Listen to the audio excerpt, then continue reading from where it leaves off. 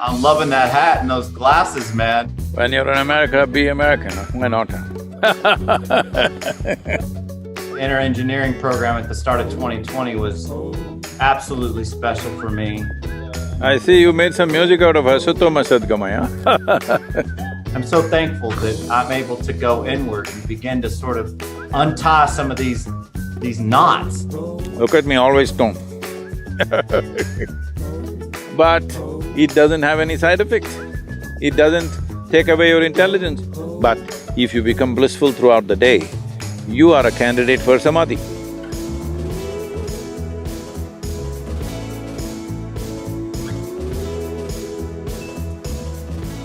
Hey, Namaskaram, good afternoon.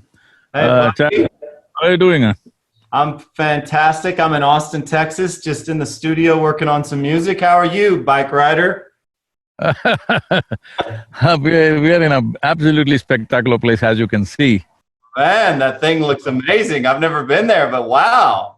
Mato Tapili, whatever that's called, today it's called as Devil's Tower, unfortunately, but a very spectacular and powerful space out here. Well, I gotta say, I'm loving that hat and those glasses, man. You're looking like, you're all American right now. I'm digging it. When you're in America, be American, why not? That's what it is, dude. Well, I gotta tell you, thank you for coming on. This year of 2020 has been outwardly chaotic for so many, even people that I know, and to be able to go through the inner engineering program at the start of 2020 was absolutely special for me. Most appropriate time for you. Yeah, because Dave and I, as Tritonal, we're touring 100, 120 shows a year for the last decade, and there's not been a lot of breaks. And so to be able to do that program and then to be able to continue with my disciplines all this year has been a true blessing for me. So thank you for that, my friend. Tell me, Chad. It is this 2020, I know people are seeing it as a great debacle. It is on many levels. Unfortunately, so many people, nearly 1 million people have lost their lives. So many people have lost their loved ones. Every day, at least a dozen people that I know well are dying, at least a minimum dozen people. And the worst thing is when people die, their parents die or their brothers or sisters or even spouse dies, they're not even able to go and attend to that. That is a real tragedy. And of course, loss of jobs, loss of businesses, closing down of many businesses, all this is there. But one thing we need to understand is, as you said, and the same is true for me, and as long as people or the populations don't move towards starvation, which I think in today's world we can take care of largely. Even from our yoga center, we've been feeding over 16 to 18,000 people every day to ensure that those people don't go into starvation. If that one thing doesn't happen, rest of it is… this is a good time to realign ourselves to… it's like a crazy machine running all the time. All of us on full throttle, nobody knows who's holding the steering wheel. So here it is, the machine has come to a kind of at least if not a halt, at least a slowdown. This is the time to take charge of the steering wheel and see where is it that we want to go as human beings. Where is it that we want to drive this planet to, and our own lives too, the destiny, individual destinies and the common destiny of humanity of this generation. I think this is the time to recalibrate all that. Yeah, it certainly has been for me, and it has been for my production partner, and from, we produce music, and I think for the longest time as musicians start to garner success, we're traveling all the time, we're in and out of hotel rooms, we're in and out of festivals and venues in Las Vegas and places like India and far off countries that we've never been to before, always on airplanes. You get caught up in this whirlwind of more is better, and this paradigm that how do we reach more fans? How do we have bigger records? How do we play bigger shows? And it's all just attaining, it can be, without conscious awareness of the purpose and a validation of the why. And I feel like this has been the most important time for us to ask ourselves, who am I? And how can I be a light of inner equanimity to share to other people on stage, in commercial spaces, in commercial festivals, and at commercial venues and concerts. And so, doing the inner engineering was amazing, but more importantly has been the daily, 4 or 5 meditations a day, and the chanting of Om, and the Hatha yoga, and the… I see you made some music out of Asatoma Sadgamaya. Yeah, I did. We did a chant, we did a mantra, and made a big dance record out of it. And look, a lot of people, that's going to be well over their heads. It's just going to be another song, another thing. But for the few that are seeking, for the people that are like, what are they up to?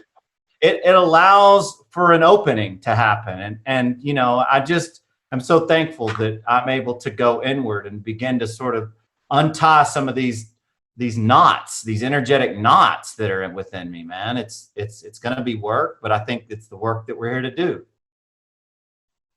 If we don't take care of our interiority, all our external activity, no matter what it is, becomes meaningless, because ultimately, the only thing that you have is life. Everything else is just an imagination. What is your bank balance, what is the size of your home, what is the model of your car, and all the other nonsense is just in your head. The real thing is only your experience of life, how profound it is, how intense it is, and how wonderful it is, that's all there is. The life is all that we have, the rest is all made-up stuff. Yeah.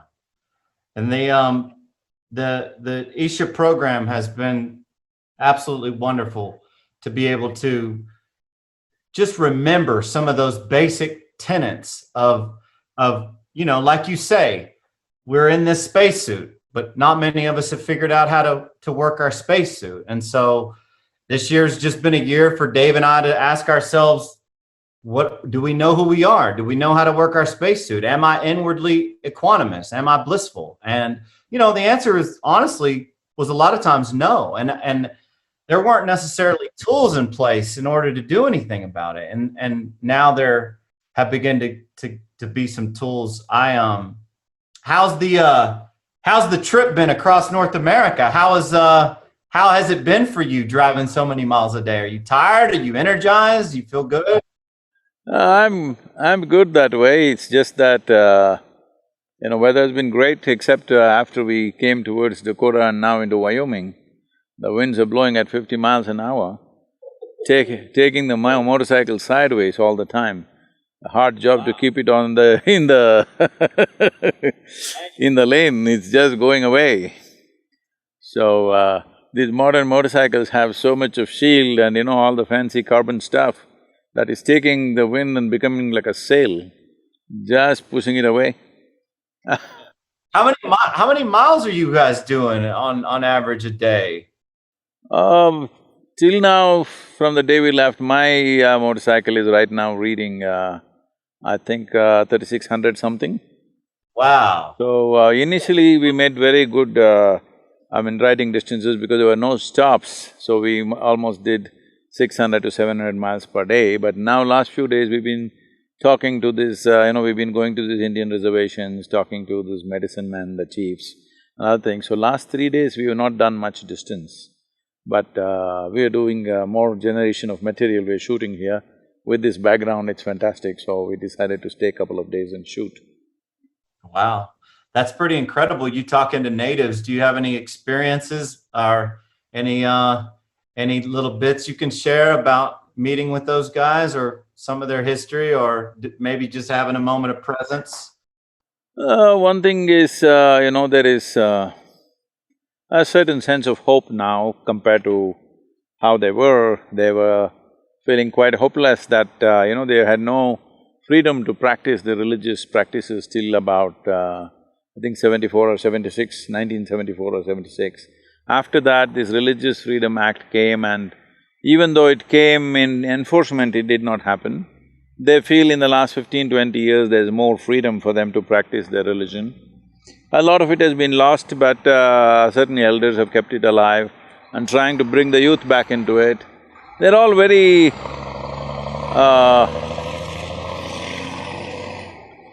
kind of pained because the young people have gone into alcohol, drugs, everything. So they are striving to get them back to their ways. And for most of us, a Native American means you would have seen them only in the Wild West movies, and he was always the epitome of physical fitness and he runs miles and whatever, all that stuff. But now everybody has become, taking the shape of the earth, and that has been a concern for the elders, and they are trying to bring their ways of how in ancient times they stayed fit and they stayed well and they were connected to the land all the time. The most significant aspect of their life is their connection with the land. They're trying to bring that back, but chemicals, alcohol, all these things have taken their space. But at least they are feeling hopeful that in the next 10-15 years, they will have more of their culture living than it has been in the past. Wow. That's heavy for you to hear. And it touches me personally because for so long, early in my adult life, I felt cut off, and I felt a bit traumatized from at one point early in my childhood. There was, I would say, a real connection, but the teachings were always so separating, in that if you have the right thoughts and if you believe the right things, then you'll go to the right place. But the others who don't have the right beliefs, they go when they are eternally tormented. And this sort of like upbringing brought me to a place in my early teens where alcohol and drugs weren't the problem. They were a real solution for me early on, and they allowed me to feel a sense of inner ease where there had been so much inner turmoil, and a sense of inner peace. Even though I was below waking consciousness, the inner pain and suffering was momentarily removed. And for a long time, I became deeply addicted. And I've been sober now almost 15 years, and I've now co-own a treatment facility and a rehab center called Infinite Recovery, and we have 10 sober living homes. And so, alcohol and drugs in the United States and in all over the world has become a big deal. And as a guy who makes electronic dance music that's focused on people having fun and experiencing and opening through music, there's a lot of people who get caught up in that. And so it's important for me to not only to stay sober, but to awaken, so that other people can see that you can change. People can change. And I think that a lot of people get caught up in that stuff, and they feel like it's over and this incarnation's done.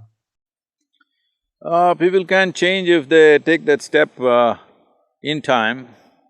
Otherwise, the chemicals can mess up a human being in such a way that they become sort of diminished life, The damage is sometimes permanent.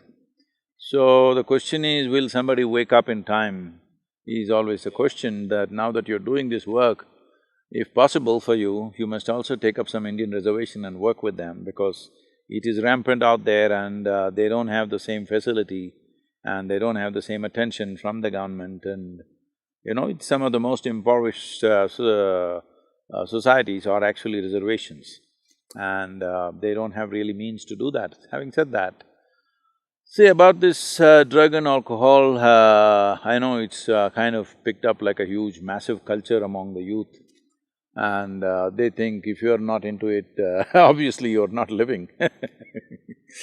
So, I must tell you this is picking up big time in India, also in the urban centers at least, not in the rest of the country, but in the urban centers.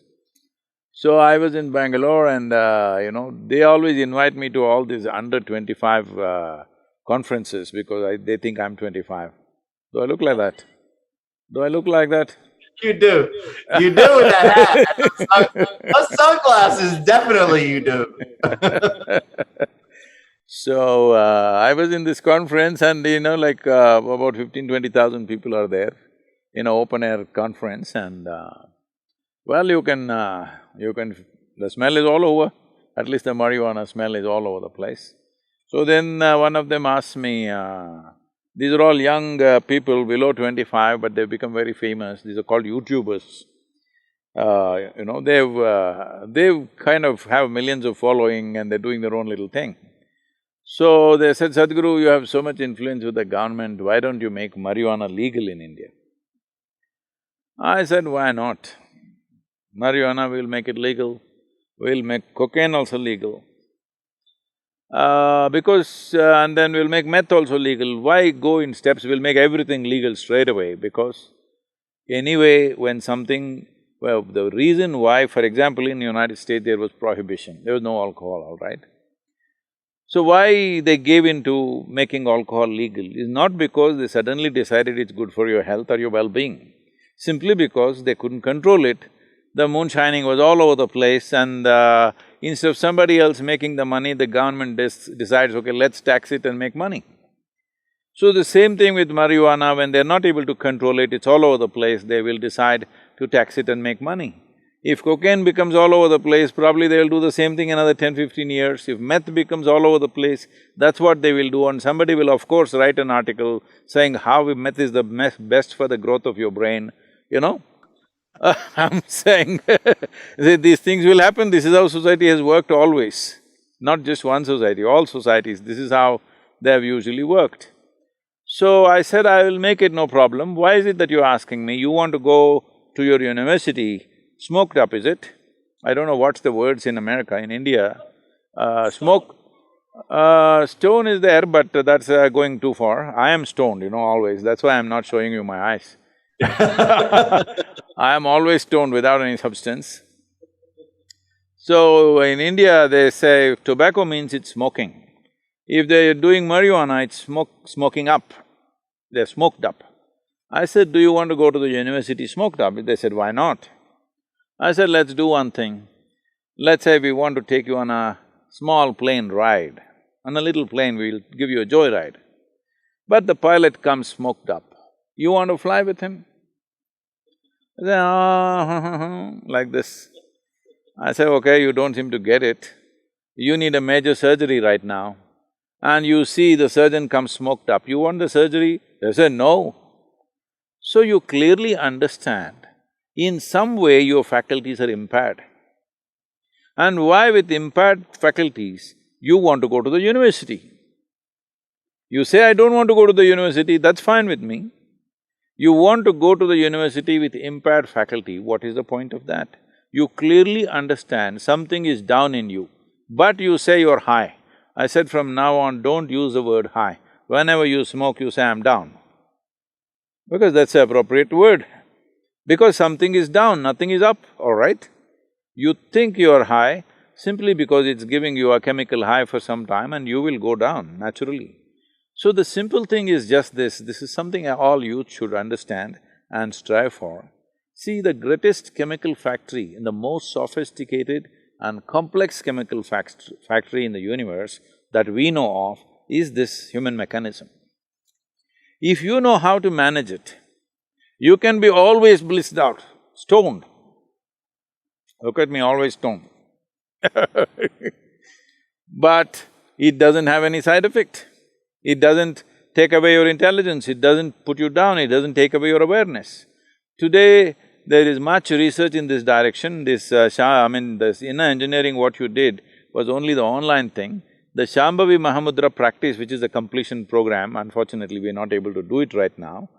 With this practice, 90 days of practice, they are saying some of the universities, this Rutgers University, Harvard, Florida and other Indiana universities, they all came together and did a research on this practice. And they said your BDNF, that is the brain-derived neurotropic factors, are up 300%. And your cannabinoid receptors, your endocannabinoids, that is, within the body there is a production of cannabinoids, that is up by 70%, always. So all the time we are on dope, but internally. So because of this, you're always joyful, blissful, no stress in you, but it doesn't take away your awareness, it makes you extremely aware. This is what humanity needs. Only thing is, it is within you and you have to do something to access that. Instead of that, you're going and picking weeds outside, which is a poor substitute. Yep. Poor substitute, and it leaves you high and dry. The tricky No, it makes part… you down, not high, down, down and down. Down and dry. The tricky part is when you're a young kid and come from a broken home or an impoverished neighborhood, and you don't have the teaching, and even if you did, don't buy into the teaching, a lot of kids go for whatever's there and in front of them. And so your message and the message that this can happen for people is vital, in my opinion. So that is what is most significant about these times. That is, this is the first time in the history of humanity that we can sit here. See, I'm here in Wyoming, you are there in Texas, and somebody may be there in Bangalore or somewhere else. But now, sitting here, we can speak to just about anybody in the world. This is the first time that we are able to communicate to the entire world. At such a time, if we do not bring transformation in humanity, that means we just don't care, that's all that means. See, never before, maybe many people have come, many mystics, yogis, realized beings have come in the past, great beings have come, but if they speak, hardly 10 people can hear. This was the condition. But today you can sit here and speak to the entire world. When this possibility is there, if you do not transform the world, it is a clear statement you don't care a damn for the humanity around you. Yeah, that's right. That's 1,000%. And I have a couple of questions that I thought that I've got to ask you, because this is obviously a massive moment for me personally.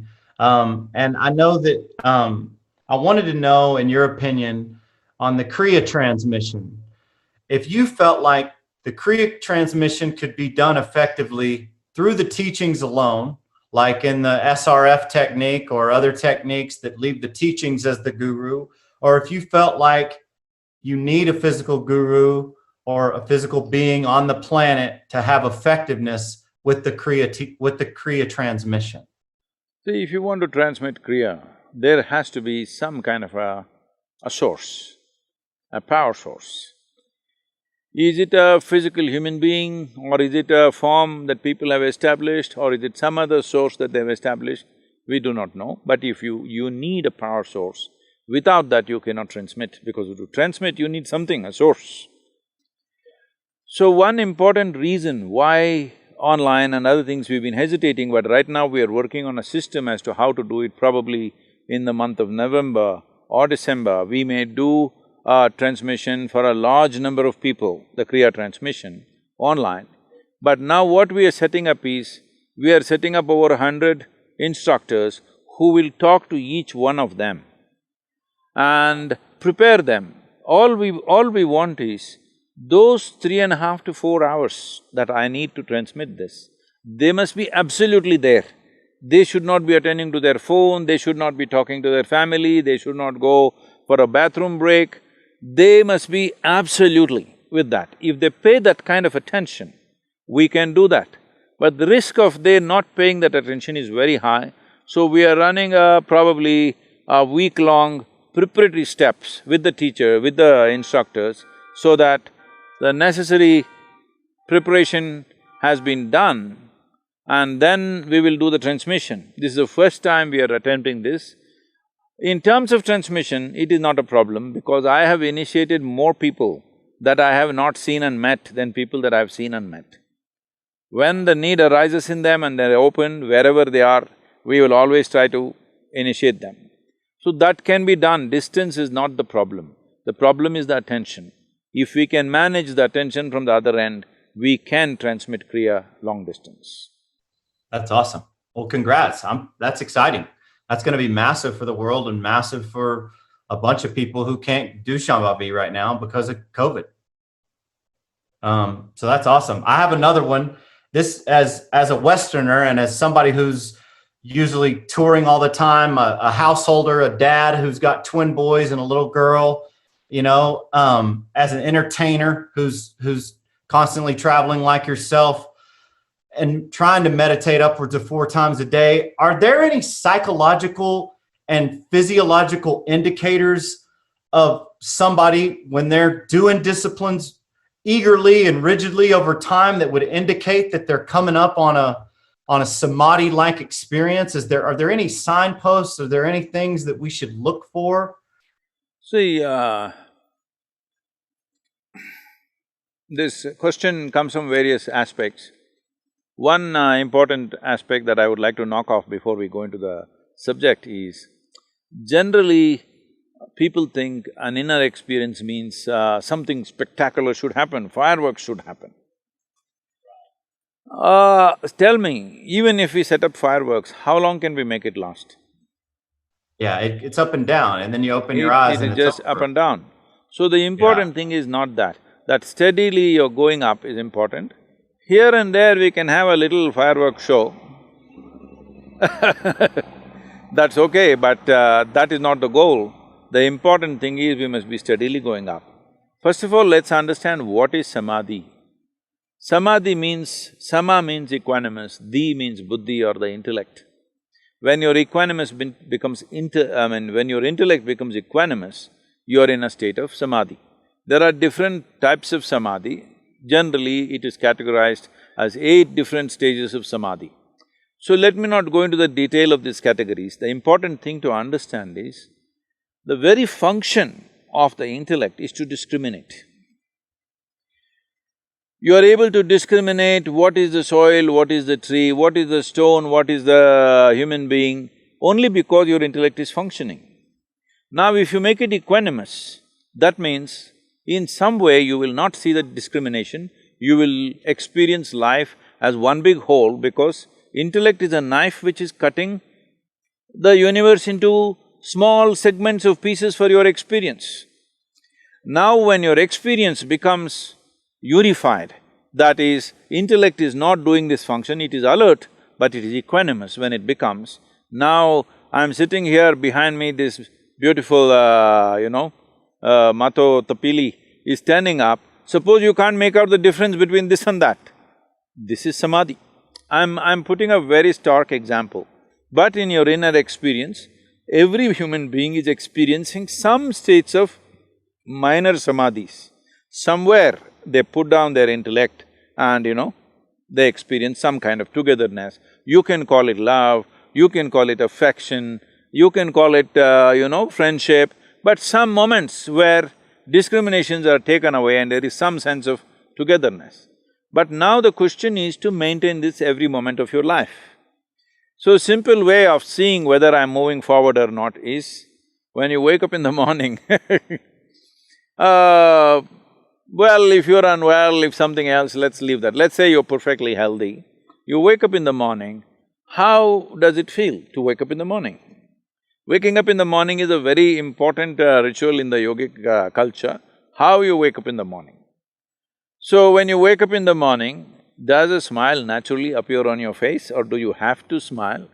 Or are you in some kind of a blissed out state when you wake up in the morning? Or are you tense when you wake up in the morning? Are you agitated? Or before you wake up already you're bothered about something? These are simple indicators. If you notice, there is a certain equanimity when you wake up in the morning. Well, it's a good sign. Just keeping that through the day is what it is. Don't look for spectacular fireworks, because those fireworks will never last. But if you become blissful throughout the day, you are a candidate for Samadhi, for sure. Because the number of troubles that are going on in everybody's lives, okay? There is nobody's lives which is all perfect. If you have to be blissful, you have to be equanimous, otherwise there's no way. There must be Samadhi in you for you to be blissful through the day, irrespective of the situations that are going on. If you go in reaction or in judgment of the situations that are happening in our life, nobody can be blissful on this planet unless somebody is wearing those, these days they are wearing those, what are those goggles which are giving them virtual reality, and they're in La La Land, I'm saying. VR, baby, VR glasses. That's great. That's great. And I think that's a great indicator. I was wondering about, you travel all the time. You're always on airplanes, you're always in different countries. As an entertainer, we were on airplanes literally every weekend going across the world. And I found that I've been home so long this year that a routine has been so key in garnering these states of inner equanimity. And there's a part of me that's a bit fearful and worried about being out on the road, up all night, late nights, early flights, hotel or airplane food, airport food. Do you have any advice about just preparing myself as an entertainer for inner equanimity and love with a touring regiment that can be that taxing? Well, anyway, you said you're sober, so I don't have to advise you on that one. Yeah, I am completely sober. You only sober at home, or are you sober on the planet? Sober. I've been sober, completely sober, not a drink in 15 years. But just the travel and just being up all night and it's the no sleep is so brutal. Yes, travel definitely takes a toll. How to minimize that toll is, the simple thing is, when you're in an airplane, eat as little food as you can, and if you eat anything, generally a fruit or something, just drink lots of water. I know people have to learn to live with empty stomach. Empty stomach is not a bad thing. Hunger is a different thing. See, what the mechanism of hunger is, certain acids are working on the stomach lining and they create a craving that you must eat. If you drink a glass of water, well, the acids get diluted and it goes away. If you put one fruit or something, the acids get diluted and it goes away. So, you can easily postpone it like that, whatever, I'm on… you probably going to Europe and other places, I'm on 15-hour flights, US to India So, it is also a time to rest, meditate and do whatever. And one important thing is, people think when they are flying or when they're on a journey, they must talk endlessly about something. Well, that's one time that I… though it is difficult for me, the crew and everybody comes and they want to talk to me if I'm flying the Indian airline, all this kind of stuff is there. I keep a little time for that. Rest of the time, I just drink lots of water, maybe read something, write something or meditate. That's about it. And above all, it is the anxiety of what will happen next which will make people very tired. When they're traveling, either up to halfway travel, they're back home still, trying to fix the home, which they can't fix anyway. And the next half of the travel, they're anxious about what will happen after they will land. If you give up this one thing, travel is a nice time because at least you're caged in an aluminum case where you can't run away anywhere, nobody come and do anything to you. You're just there all by yourself up in the sky. So, it's a good time actually to settle down and be nice. Actually, I recover very well in travel because on the land I'm too busy in the air, I'm much better off So a big part of how you stay so energetic is the fact that you're only eating about 1 meal a day, and that long recovery time of no eating is allowing your energy systems to stay up because your body's not digesting food. That's one important aspect but if I have a lot of physical activity, I do eat something in the morning. If let's say right now I'm riding, I'm eating in the morning, or in case I golf, I eat in the morning. Otherwise, if normal activity which is not physical in nature, then you skip the morning thing. The important thing about the body is there is something called as ingestion, digestion, assimilation and excretion. If one is conscious of all the four aspects of food, people are only conscious about ingestion. They're not aware about how digestion and assimilation is happening and whether excretion is happening or not. Excretion is not only from the alimentary canal, excretion needs to happen even on the cellular level. So one must be conscious whether today I've eaten something, if I'm feeling little dense, how much break should I give before I put food into my system? It's not like you use the word routine. Routine is one thing you should not do. You must observe, today the body needs this much food, you eat that much. Tomorrow it may not need that much. Every animal is aware of this. You see, even if you have a dog at home, certain days he refuses to eat, but these days they've made him so stupidly disciplined that he eats every day. Otherwise, naturally on certain days that he won't eat. He likes to eat some grass or something and puke and he does his own cleansing system for himself. So, all creatures are aware, human beings are using their intellect to decide what they should do. No, you must observe. See, this is the fundamental thing. we have given, because of the education systems that people go through, we have given too much significance to our thought, not to our attention. Our attention is the greatest thing we have, not our thought. Our thought is a kind of a, product of little data that we have gathered. That's not going to get us anywhere.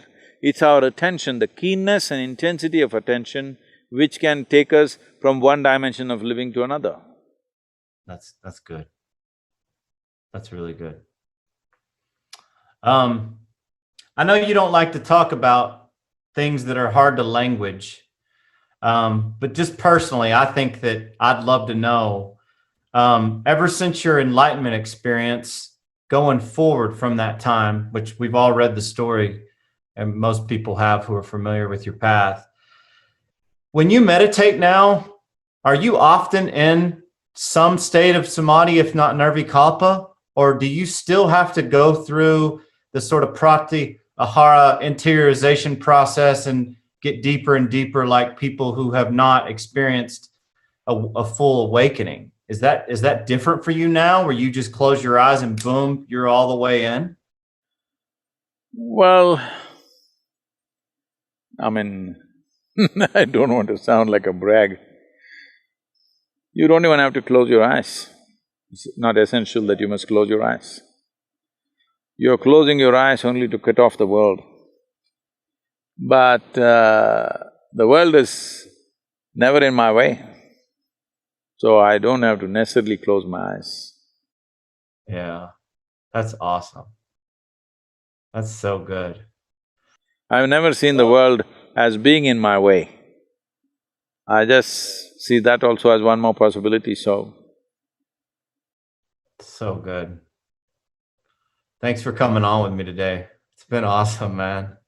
Wonderful. Make good music, huh? Maybe one day I will sing for your band, huh? You know what though? We have we often do spiritual spoken word over sort of deep, melodic, really hypnotic rhythms, and we've used Ram Dass and Eckhart Tolle. I would love to sometime be able to sample a guided meditation or a bit of spoken word and hook up with the Isha team and work with you guys on a Spotify release. I think that would be super, super cool. Okay. Great talking to you, huh? Wonderful. Thank you so much. We'll see you soon. Okay, bye-bye. Namaskar.